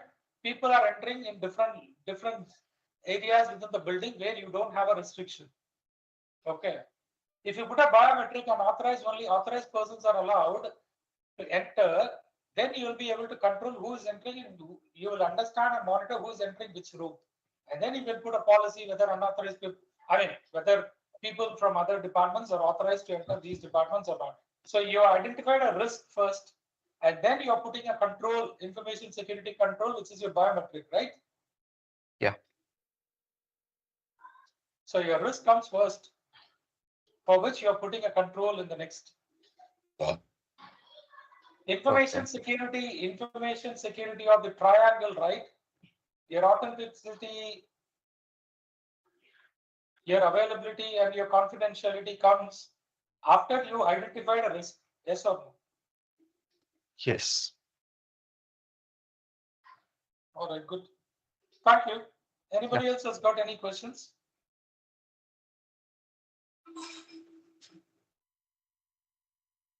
Anybody else has got any questions?